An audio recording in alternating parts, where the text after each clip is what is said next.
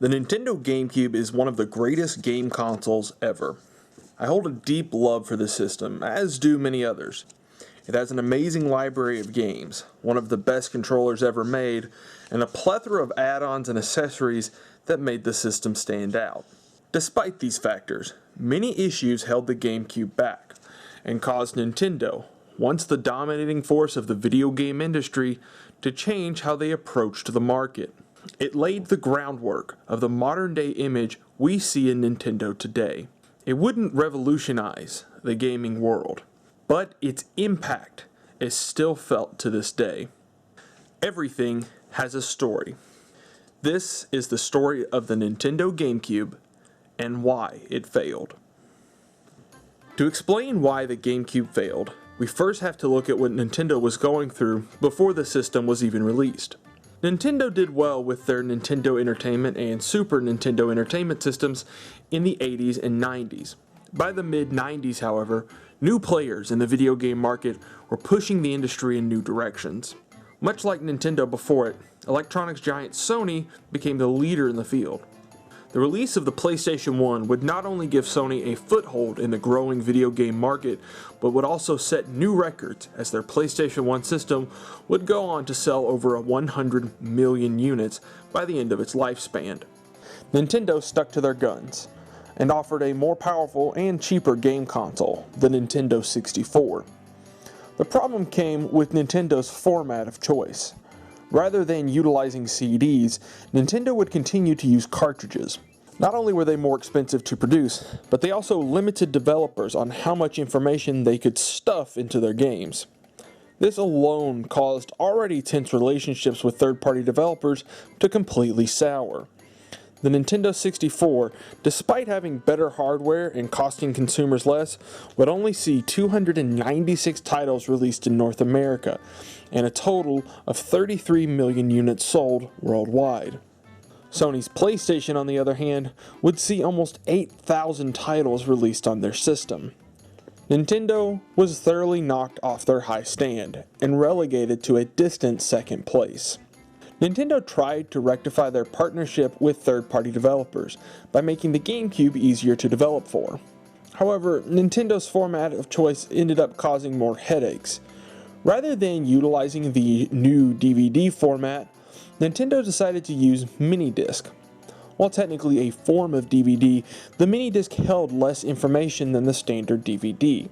A regular DVD would hold around 4 GB of data on a single layer. A mini-disc could only hold 1.5 GB.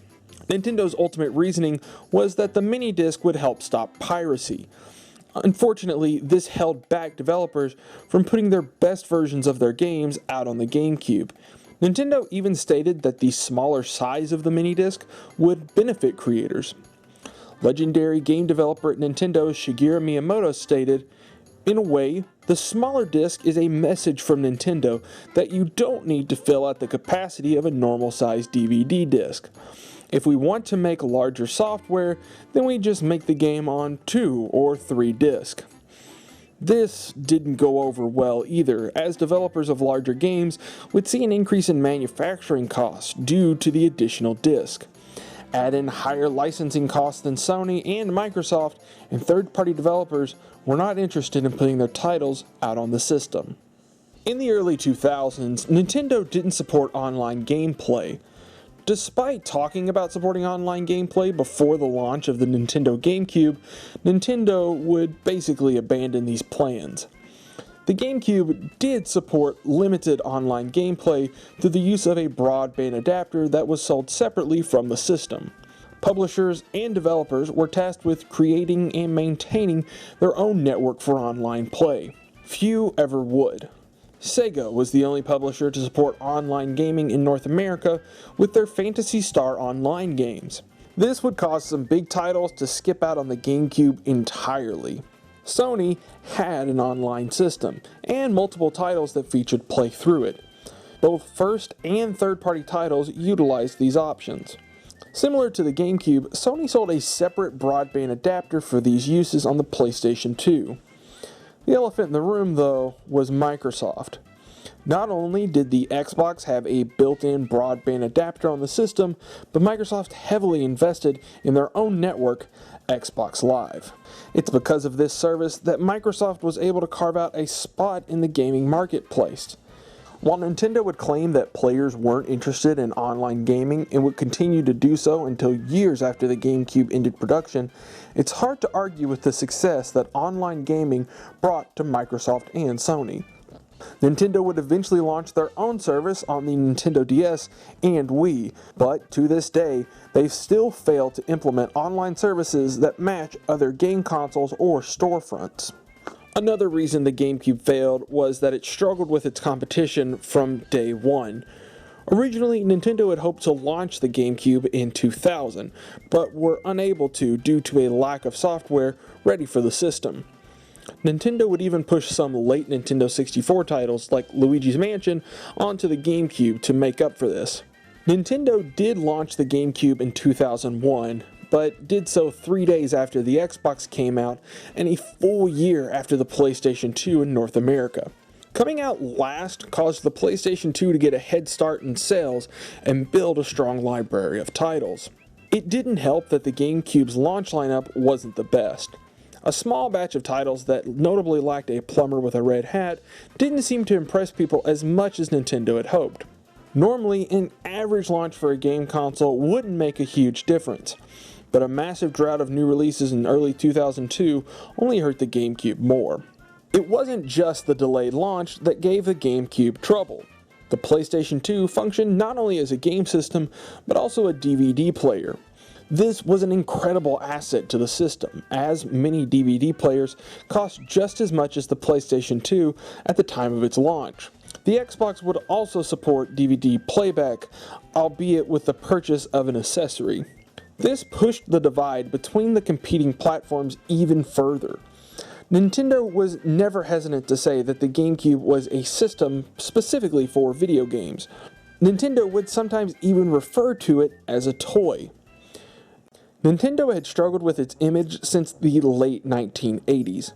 Sega famously made Nintendo come off as a company interested in making children's toys as opposed to titles aimed at an older audience. The image problem hit its peak with the GameCube. The system's strange design, which supported a handlebar and came in colors such as indigo, were a stark contrast to the bulky and solid black consoles from its competition. The GameCube controller was also a hard sell at first glance. It featured oddly shaped buttons with different colors. The toy image was being capitalized on by Nintendo's competitors, as well as the third-party developers who didn't back the system. American audiences had supported Nintendo systems pretty consistently over the years, but they would see a drop-off with the GameCube. Nintendo of Japan was perplexed by this. Western audiences had grown to enjoy more mature and violent games over the years. Kyle Mercury, someone who was hired to market the GameCube in North America, recalls an almost famous quote from an unknown Nintendo executive. "Consumers don't want fun anymore. They just want to kill people. In HD." Whether or not this was ever said by a Nintendo executive, it's pretty clear that Nintendo's headquarters had difficulties understanding the Western market. By ignoring, or at least failing to understand older audiences, Nintendo struggled with their image for the entire generation. Nintendo of America seemed to understand that this was a problem and tried to rectify it. They would start to push for more mature titles on the GameCube as early as 2002 with the launch of Eternal Darkness. Perrin Kaplan, the Vice President of Marketing and Corporate Affairs for Nintendo of America, summed it up best. "The kids who played Mario when they were 6 are now 28.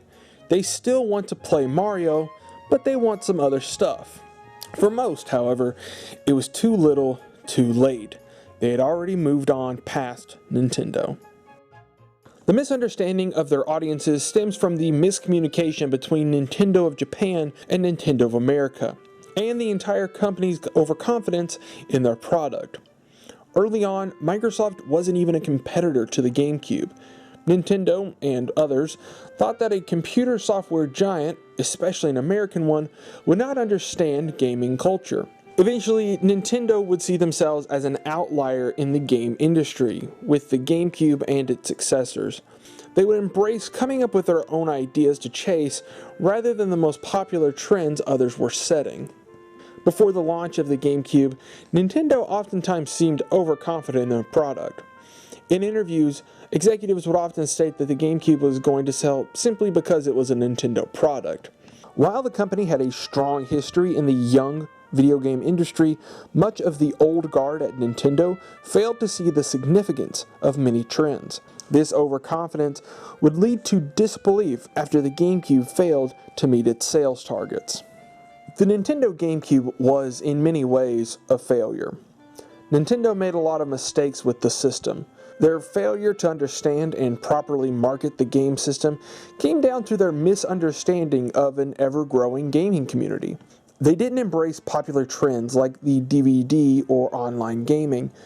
They created an oddly shaped console and marketed it in an even stranger way. While their family-friendly nature helped in some aspects, it drove others away. Nintendo failed to truly improve on its third-party relationships after spending the previous decade ignoring them. Their own overconfidence led them to think of themselves as the center of the video game universe, when it was beginning to leave them behind.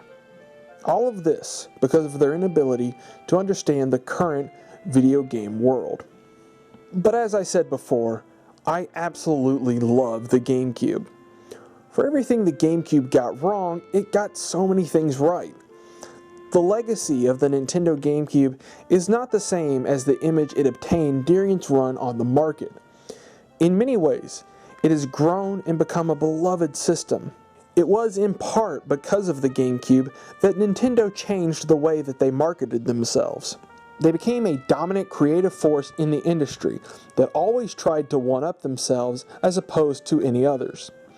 They still have their problems, especially with online play, but they continue to push the industry forward in new and creative ways. All because their little purple lunchbox failed. Thank you so much for watching this video. This is the first episode of a multi-part series dedicated to the analysis and critique of the Nintendo GameCube. Be sure to subscribe to catch the next episode when it comes out next week. And share this video on your favorite social media platforms so I can continue to create more content like this.